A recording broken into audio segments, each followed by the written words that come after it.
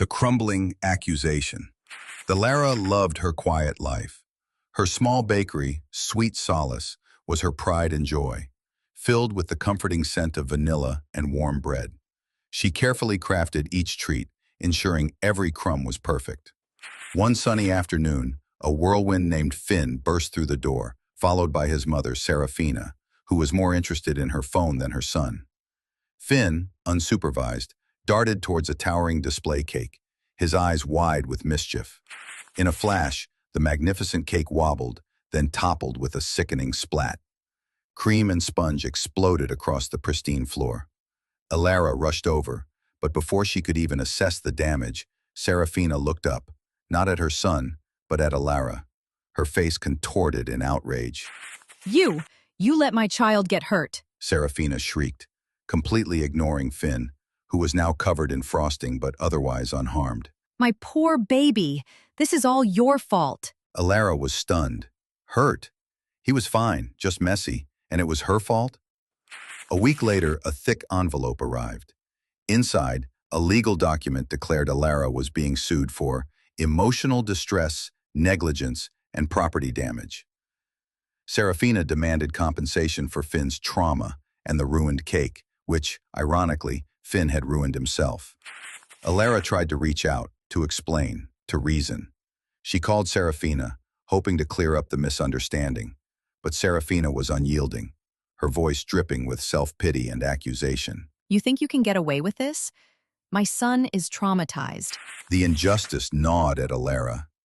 Her peaceful life was being disrupted by someone else's poor parenting and blatant disregard for the truth.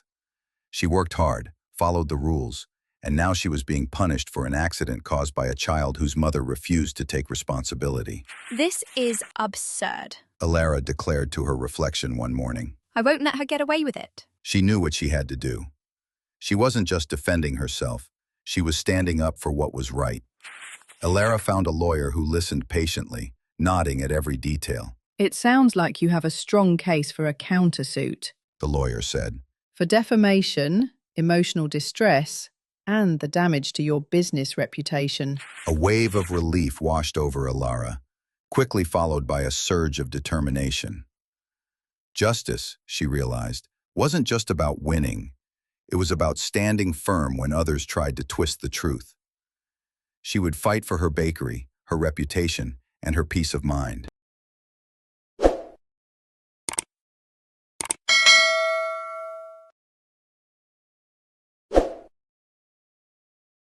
Faelan's fair feelings. Faelan, the little fox, was bursting with excitement.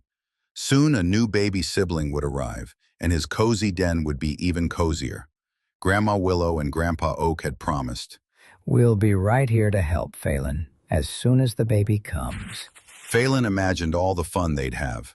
Grandma Willow would tell her famous stories, and Grandpa Oak would build tiny twig forts for the baby. He felt warm and safe knowing they'd be there.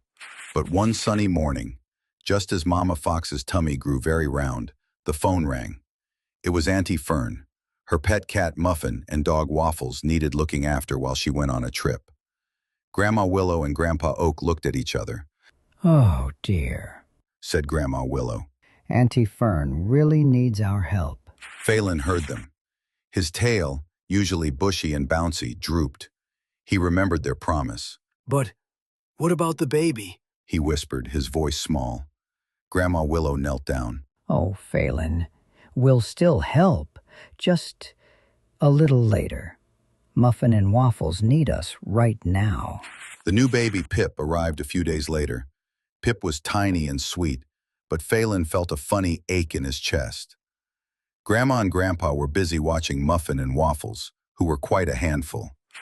Faelan watched Muffin chase Waffles around the yard, making a joyful ruckus, while Grandma and Grandpa laughed. He missed their stories and their forts. He missed them. That evening, Faelan found Grandma Willow alone. I feel sad, he said, his voice wobbly. You promised to help with Pip, but you're helping Auntie Fern instead. It doesn't feel fair. Grandma Willow's eyes softened. Oh, Faelan, she said, pulling him close. You're right. We made a promise to you, and we forgot to listen to what you needed. Fairness means showing up for everyone, especially when they're counting on us.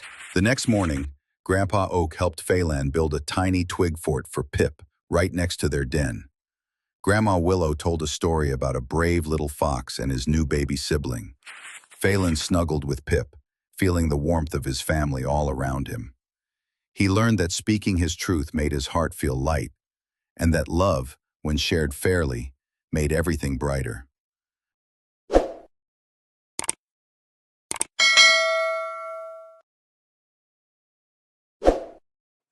Am I the bad friend for not sharing my toy? I'm telling this story because I want to know if I did the right thing. The other day, my best friend Milo came over to play.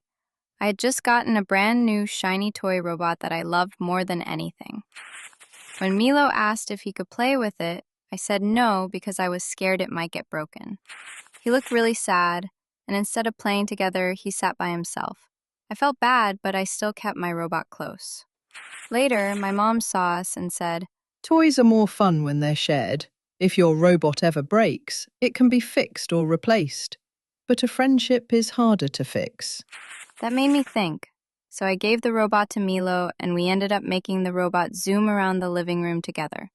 We laughed so much that I forgot to worry about it. At the end of the day, I realized something important. Toys can be fixed, but good friends are priceless. So now I'm wondering, was I really the bad friend?